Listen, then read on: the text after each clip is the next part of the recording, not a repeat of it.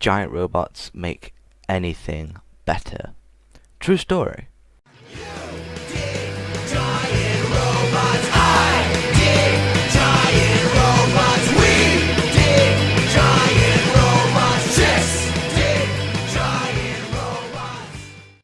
Alright, so this may come off more as a plea than a review, but I'll explain why later.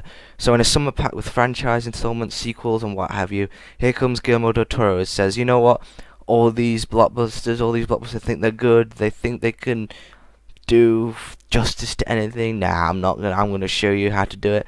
I'm gonna give you a homage to everything Monster Maker. I'm gonna make it awesome. I'm gonna do blockbusters right. And for me, Del Toro is one of our best living directors. His sense of visual style is unparalleled, and even when he's adapting something like Hellboy, he brings his own flair and style to it, whilst respecting the material it came from, and that's very rare. So this thing is his first original work since Pan's Labyrinth, and is it worth seeing? Holy shit. Yes, yes, yes! Okay, so arguably, when the trailers came out for this project and it started to surface, I was honestly worried. I mean, I made a video about it, but with the great marketing that this thing had, and each trailer got me more invested in the prospect that this could be something truly special, and it really was. It really, really was. So this is Guillermo del Toro saying, this is the answer. This is the answer to all the modern, bloated, mindless crap that Michael Bay loves to churn out every so often. This film takes a premise that's so simple, it's been done in spades in outside markets, and introduces it into the mainstream in a brilliant way. And personally, if this was anyone but del Toro, I don't think it could ever be done as strong. It's just, no. So arguably this film's premise is rather simple and a little cheesy, but Del Toro's creativity expands on such an intriguing world that he's built here.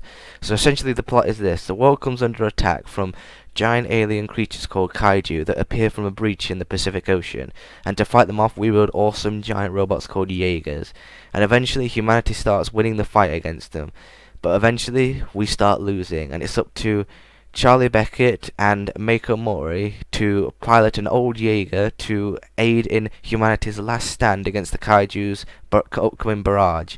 So, the plot, yeah, it's been done before, and it's something that a lot of other giant robot stuff has done before. Most famous example probably is Evangelion, and whilst Evangelion is a complex but often graining experience to get through, Pacific Rim is one of the best experiences I've ever had at a cinema since The Avengers. And Pacific Rim isn't complex, deep, or even thought-provoking, and instead knows exactly what it wants to be and relishes in that by taking the 10-year-old in you and taking them on a ride that they will never ever forget. And that's why this film works so well to me. There isn't any bullshit here. Everything here is in service of the greater whole. Characters are archetypal but played so well with such a great cast in such a realised world that the simplicity here is a benefit and is not a distraction, which allows the action to be appreciated even more. And as for the action, holy shit! This is one of the most intense action films I've ever seen, and not only are the robots and the creatures beautifully realised both visually and practically, the fight scenes are incredible. You can see what's going on, mostly, but you can see almost everything. You can feel every blow, and everything is done so with such care, and each creature and robot bellows down on you whenever a blow is given. You've got to see this in IMAX if you go and see it. See it in IMAX, just enjoy the hell out of it. But really, Transformers has nothing on this. Nothing.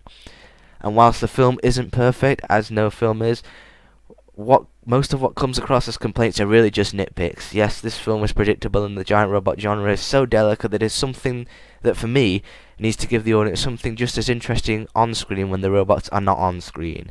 Pacific Rim gives us a great world that I'd love to revisit, and I can't wait to. And finally, I think it's worth mentioning that this film is rapidly losing money to films that really don't deserve it. This is the first mainstream giant robot film, and to take a chance outside of the usual places like Japan, and to see this film losing to bullshit like Grown Ups 2, and the same shit from Adam Sandler again and again, and it will probably lose more money to Smurfs 2. How the fuck did that piece of shit get a sequel? Really, if this film loses money to those two, it's a crime. It is. It really is. I'm begging you out there, stop giving money to films that don't deserve your time anymore, because it just sends the wrong message that that's more of what we want. Instead, go see Pacific Rim. Go see it in IMAX. Go support it. This is a film that proves that investing in new franchises is worth the gamble, because barrages of the same comedic crap and laziness with animated children's film that really don't give a shit and don't try. It just gets tiresome, and we need more movies about giant robots because they make anything better. True story. So, Pacific Rim is a perfect blockbuster. It has everything it needs in the right places, and it makes it a roller coaster ride of pure awesomeness that will make the kid inside you scream with utter joy. It's not going to win any awards for memorable complexity. It is, however, the experience to beat this year for me. I absolutely loved it, and I urge you to go out and see it so you can appreciate it in the same way I do, hopefully. 10 out of 10.